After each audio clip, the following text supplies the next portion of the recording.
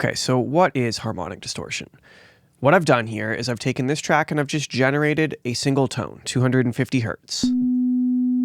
Okay, what we can do is we can open up this EQ. We can see one frequency here, 250 hertz. So what does harmonic distortion do? Okay, in order to show you that, I have this decapitator plugin here, if I can get these arranged correctly. It is currently bypassed, but watch what happens when I flip in this plugin and create a little bit of that harmonic distortion that I'm talking about. So here we go, just one frequency, now unbypassed. Look at the spectrum. So it creates resonance above the initial tone. And if we push more drive in or drive the distortion or saturation harder, we get more and more of those resonances. And that is the long and the short of it. That's all harmonic distortion is. So let's check out how that applies to instruments in a song so that we can see how to actually effectively use it. Here we have the exact same plugin. We have the decapitator, and I have it on all of these orange rhythm electric guitars. So, bypassed first, we're just going to flip into a section here where there's lots of guitar. All right. So here we are. This is bypassed. Let's listen to these guitars.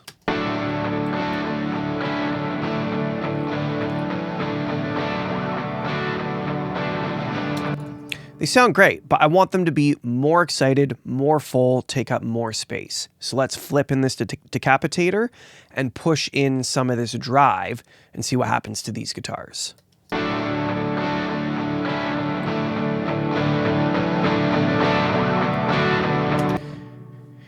It's like a cheat code. They just get bigger and warmer and more saturated or harmonically distorted.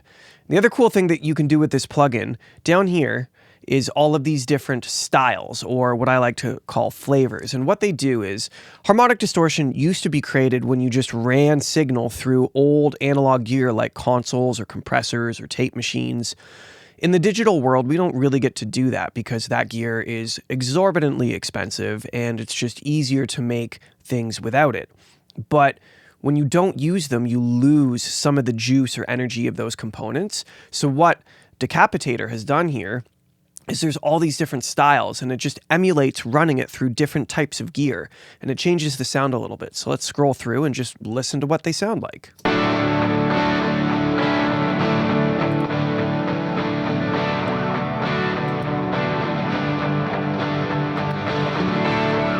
That one sounds good.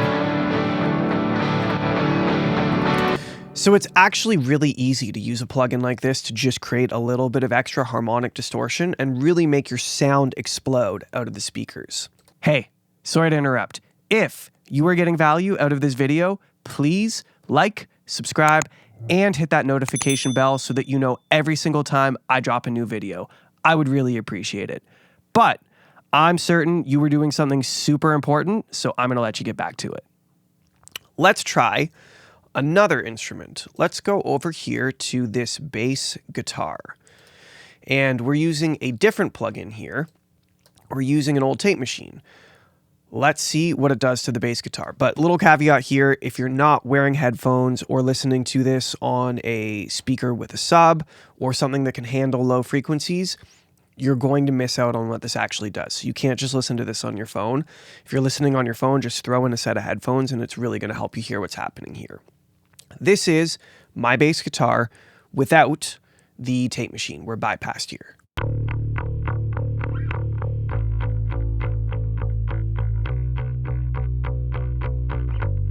Listen to the low end when I put this tape machine in. Hear how the whole thing got bigger and rounder?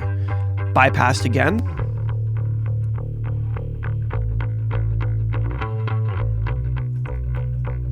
And back in.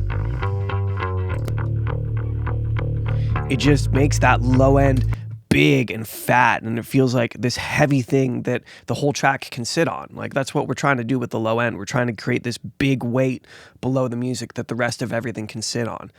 A really, really effective way to do that is through harmonic distortion. Super, super helpful. Let's look now at a vocal and see if we can do a similar thing to a vocal. But why would you distort a vocal? Wouldn't that be bad? Well, not necessarily. This now is Saturn from FabFilter. I love this plugin. We're going to bypass it first. We're just going to pop across here, and we're going to listen to this vocal. And I have this on a lead vocal. So here we go. Let's listen. She told me that she'd finally figured out who she'd been trying to be so long. It sounds really clean, but almost in a bad way. And what I mean by that is it's just not in my face or exciting. And this is my lead vocal. This is what I'm going to sit on the top of my entire mix.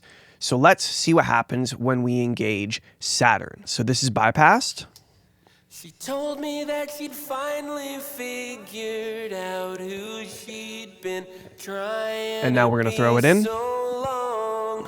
I never knew that helping her grow would leave me. So you can hear the vocals actually busting up a little bit, but listen to how far forward and into your face it ends up being. And it takes that kind of clean, not so exciting, frankly, digital sounding signal.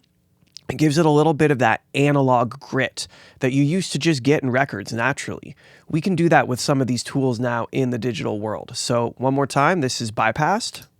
She told me that she'd finally figured out and now in. She'd been trying you can drive it harder so or back it off. That helping her grow would leave me lonely. This is absolutely incredible and powerful. It's one of my favorite plugins. It just helps you get things out into the front of the mix in a really effective way. Okay, last thing I want to show you is what saturation or harmonic distortion sounds like on the entire mix bus. So what I have here is I have the Plugin Alliance Silver Bullet, and I'm going to be entirely honest with you, I have no idea what this plugin does. I know that the concept is that it emulates running your signal through a whole bunch of those analog pieces of gear, and it combines different signal chains to make different flavors of harmonic distortion. I don't really know, I don't touch any of these knobs. I never use any of that. All I do is I just scroll through these presets using these arrows until something pops out at me that makes my mix sound better than what it sounded like before. And I just run with it. And what gear they're modeling or what stuff it's being run through doesn't really matter to me. I just listen for something to jump out at me that makes me excited, and then I run with it. So let's listen. This is on the entire mix, bypassed.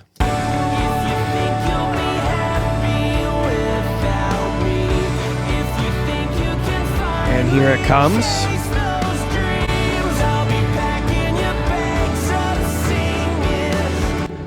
Whoa. It got brighter, it got more exciting, it felt like it came forward out of the speakers at me. I bumped my microphone because I'm excited. I love this plugin, it's so sick. Let's listen one more time, this is with it in, and listen to what happens to everything when I bypass it. It just falls flat and boring.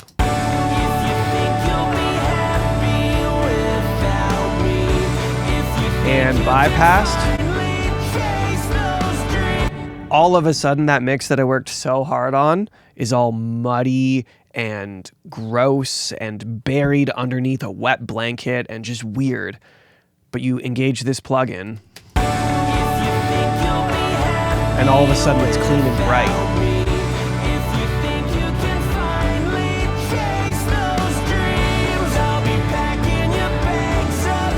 It's like a cheat code. I love cheat codes because they make my life easier. So there is a few examples of how to use harmonic distortion or saturation to make your mixes explode. Thank you so much for being here and checking out this video on saturation. I hope it was helpful. If you want to know how to mix a song from start to finish in just 5 simple steps, please go grab my free 5-step workflow for making a great mix.